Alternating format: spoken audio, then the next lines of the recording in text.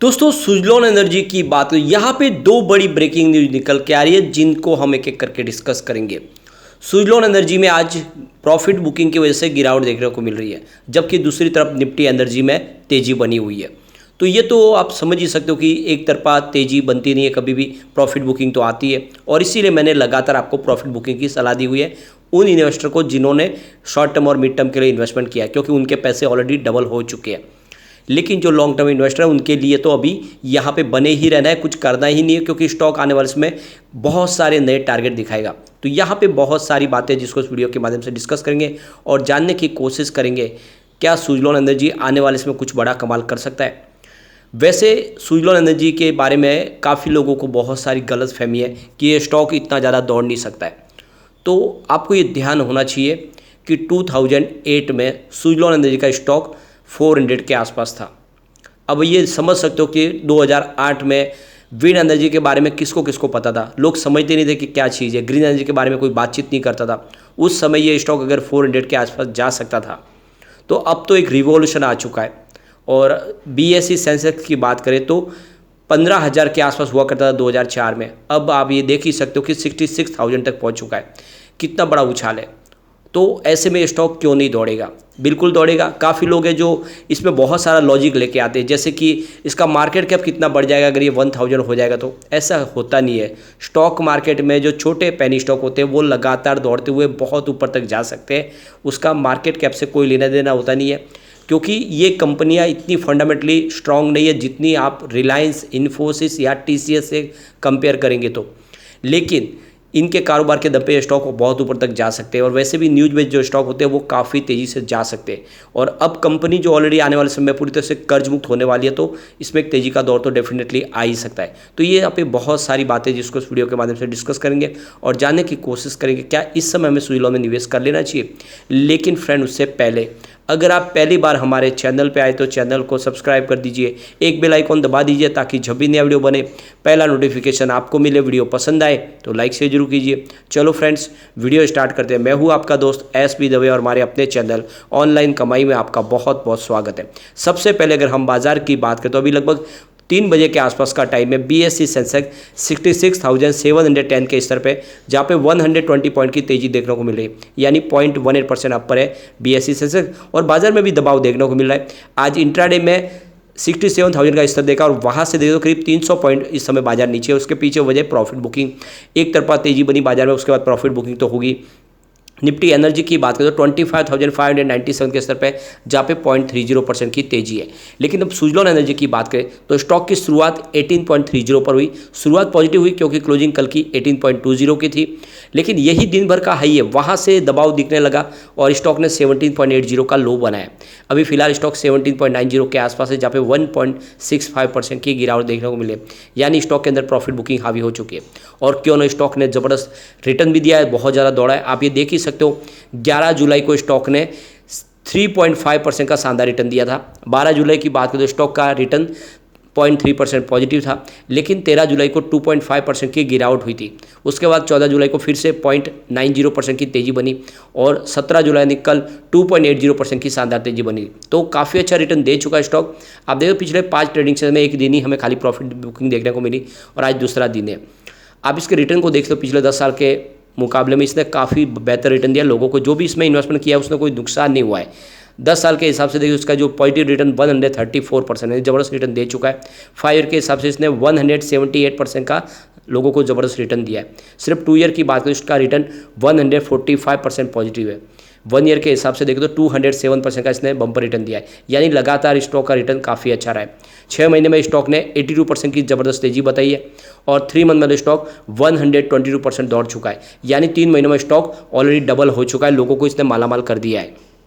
पिछले 1 महीने के हिसाब से भी देखें तो इसमें 21% का शानदार रिटर्न देखने को मिला है, लेकिन 1 वीक के हिसाब से देखें तो 0.28% की गिरावट है और 1 डे के हिसाब से 1.65% की गिरावट है। तो ओवरऑल इसका रिटर्न बहुत ही बेहतर है और जिसने भी इसमें इन्वेस्टमेंट किया होगा उसने बहुत ही ज़बरदस्त रिटर्न कमाया है स्टॉक के अंदर। अब यहाँ पे एक बहुत बड़ी गुड न्यूज निकल के आ रही है।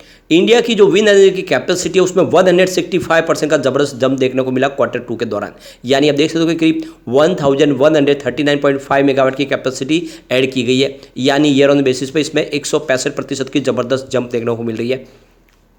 Q1 की बात करें, यहाँ पे 54% की वृद्धि थी, जहाँ पे 737.85 मेगावाट की कैपेसिटी को यहाँ पे इंस्टॉल किया गया है। अब ये जो कैपेसिटी बढ़ रही है, इसके पीछे सरकार की तरफ से जो इंट्रोड्यूस किया गया है जो आरपीओ, उसका यहाँ पे बेनिफिट देखने को मिला, जो 2029 से लेकर 30 के लिए यहाँ पे एक बार गोल सेट कर दिया है सरकार ने, और उसका बेनिफिट यहाँ पे देखने को मिल रहा है। अब पूरे इंडिया की बात करें तो गुजरात की पोजीशन नंबर 1 है। यहाँ पे देखते हो उसने 24.9% की कैपेसिटी को पा लिया है, जबकि तमिलनाडु 23.2% के साथ में सेकेंड नंबर पे है। उसके बाद में आप देखें तो नंबर 3 पे अगर आप देखें तो आपको कर्नाटका दिखाई देगा, जिसकी 12.1% की कैपेसिटी और 11.9% की कैपेसिटी के साथ राजस्थान नंबर 4 पे है। नंबर 5 पे महाराष्ट्र है, जिसकी 11.6% की कैपेसिटी है, और 9.4% की कैपेसिटी देखें तो आंध्र प्रदेश की दिखाई देगी, जहाँ पे मध्य प्रदेश की इंस्टॉल कैपेसिटी 6.5% के आसपास है।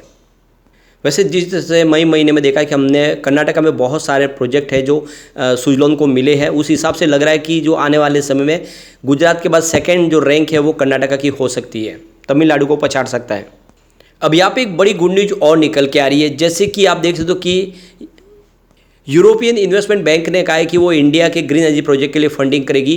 तो यहाँ पे फर्स्ट फेज में वो 500 मिलियन यूरो देने की उन्होंने यहाँ पे घोषणा कर दी है। टोटल 4 बिलियन यूरो का इन्वेस्टमेंट होगा, जिसमें आप देखो कि 3 बिलियन का जो इन्वेस्टमेंट होगा वो इंफ्रास्ट्रक्चर, इसके अलावा ट्रांसपोर्ट और मेट्रो रेल प्रोजेक्ट के लिए किया जाएगा। इसमें 1 बिलियन यूरो का जो निवेश होगा वो ग्रीन एनर्जी के प्रोजेक्ट के लिए होगा, और जिसके लिए फर्स्ट किस्त के रूप में 500 मिलियन यूरो की यहाँ पे अनाउंसमेंट ऑलरेडी कर दी है, वो सबसे पहले दिए जाएंगे इंडिया को। तो सरकार के ग्रीन हाइड्रोजन मिशन को सक्सेस करने के लिए, और इसके अलावा सोलर पैनल्स के लिए, और दूसरी तरफ स्टोरेज के लिए वगैरह जितने भी हो ग्रीन एनर्जी के प्रोजेक्ट के लिए यहाँ पे आईईबी की तरफ से करीब 1 बिलियन यूरो की मदद की जाएगी, और इसके लिए फर्स्ट फेज में करीब 500 मिलियन यूरो इन्होंने देने की यहाँ पे अनाउंसमेंट ऑलरेडी कर दी है। और आप समझ सकते हो कि आने वाले समय और इसमें निवेश बढ़ाया जाएगा। तो आप देख सकते हो कि सरकार ने अपना ग्रीन हाइड्रोजन मिशन लॉन्च कर दिया है, और ग्रीन हाइड्रोजन का हब बनने जा रहा है इंडिया आने वाले समय।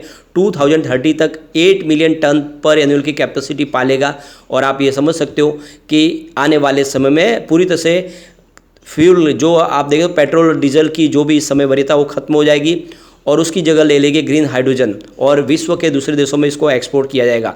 तो काफ़ी बड़ा एक सपना है, और इसमें पूरा करने में विंड एनर्जी और सोलर एनर्जी का बड़ा योगदान होगा, क्योंकि पानी के माध्यम से इन दोनों ऊर्जा को गुजारने के बाद ही ग्रीन हाइड्रोजन हमें मिल सकती है। ऐसे में विंड एनर्जी के प्रोजेक्ट तो और तेज़ी से बढ़ेंगे ही बढ़ेंगे, और ये बहुत बड़ी गुड न्यूज़ है सुजलॉन के लिए भी, क्योंकि सुजलॉन ऑलरेडी एक तरह से लीडर कंपनी है विंड एनर्जी सेक्टर में।